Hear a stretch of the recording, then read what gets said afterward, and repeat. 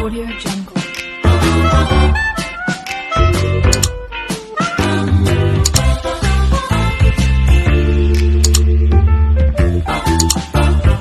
Audio Jungle. Hello! Mega shout out to all! Ngayon po ay tayo magluluto ng stir-fried noodles. Stir-fried noodles po.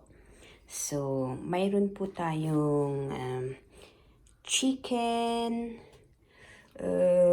Gulay po natin is beans, carrots, cabbage, and onion, garlic. Gagamit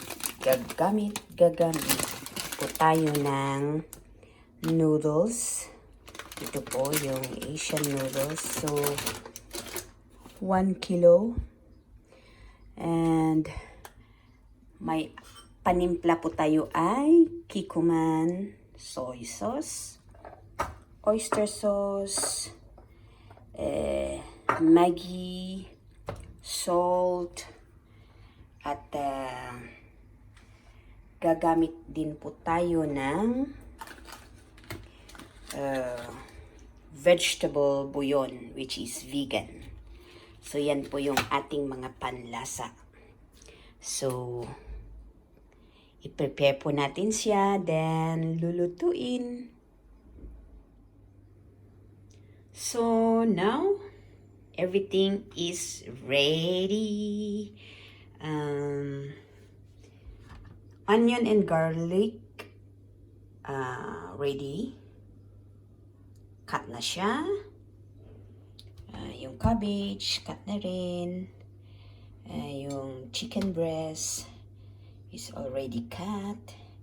And vegetables, beans and carrots. So, gagamit po tayo ng Repsol oil. So, gamit lang po ako dito ng mga around 2 tablespoon. Okay? 2 tablespoon, guys. Ready? So, yan guys.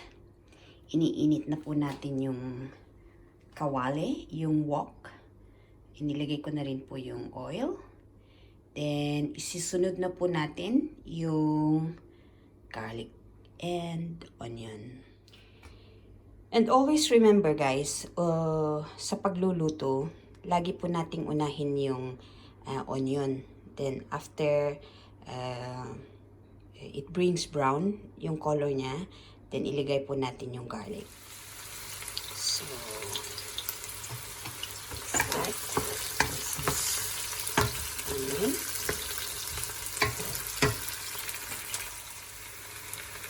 So, onion, it turns a little bit brown. So I can already put my garlic. Yan yung garlic.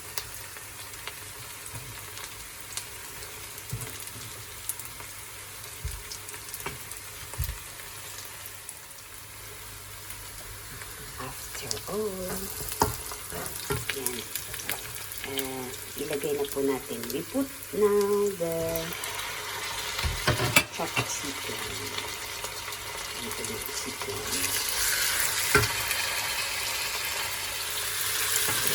So now,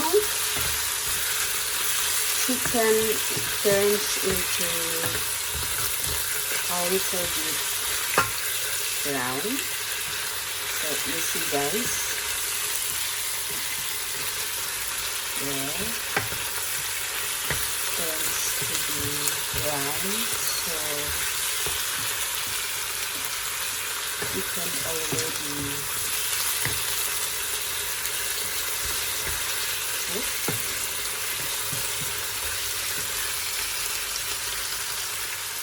so it's ready to put the vegetables. So all together, carrots and beans, I can put them in here.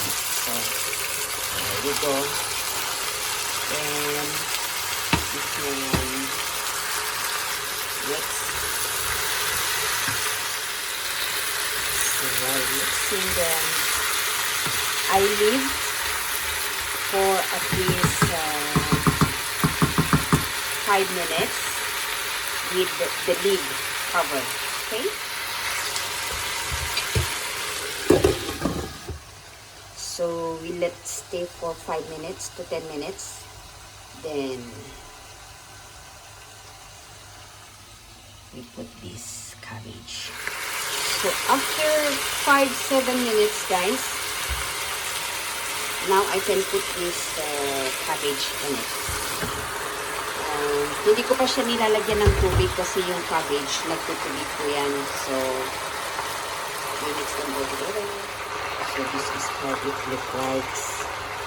So we mix them together. I let it simmer for another 5 minutes, and we will see if it needs water. So we put the lid, the cover,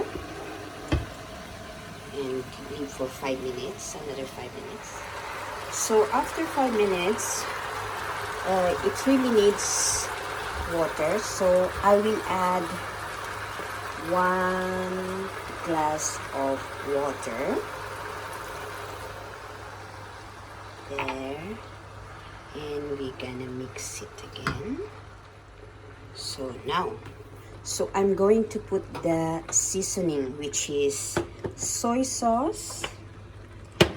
For soy sauce, I'm going to use 1 tablespoon, as well of 1 tablespoon of oyster sauce, and a teaspoon of Maggi sauce, pepper, and for the taste, after maybe I can put some salt.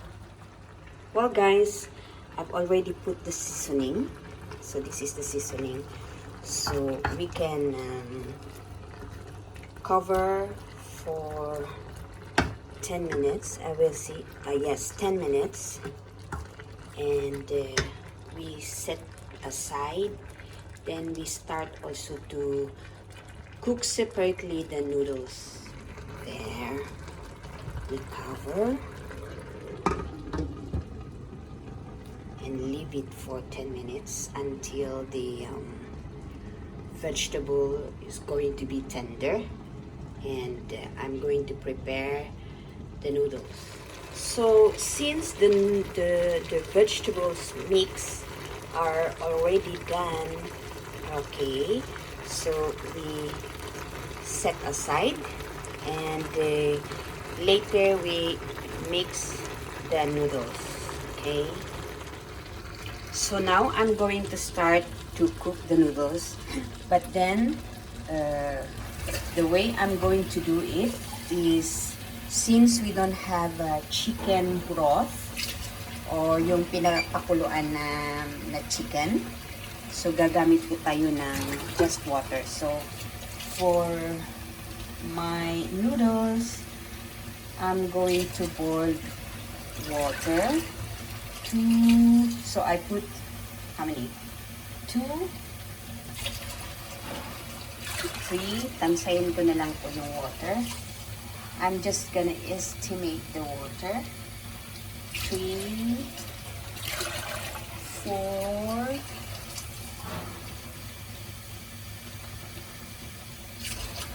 5. Okay. In that case, we boiled it.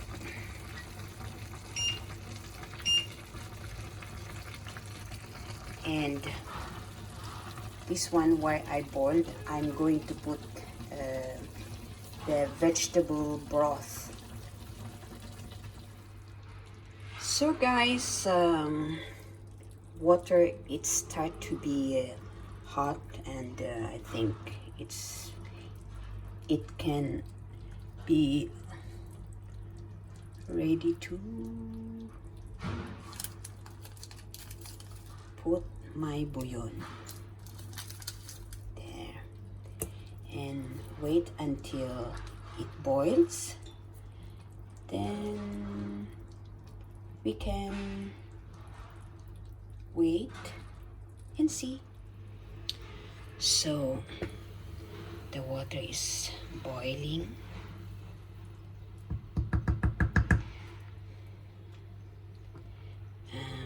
Para hindi magdikit-dikit yung noodles, maglagay po ako ng oil, counting oil.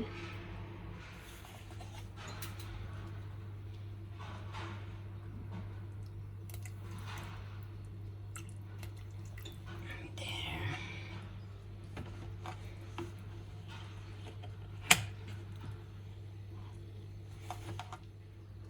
Okay. Yung noodles. So, noodles is here. So, this one, we boil them for 6 minutes. 6 minutes. Tapos, ilagay natin dito.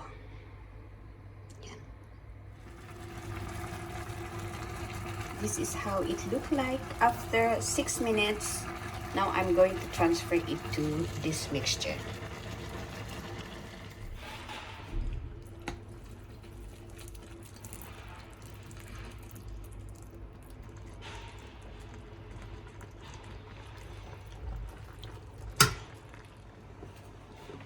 My stir fried, so we mix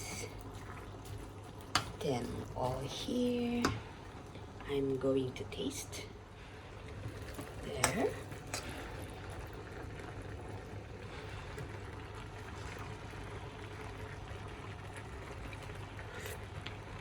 Sarap. Guys, I add a little bit of pepper, black pepper.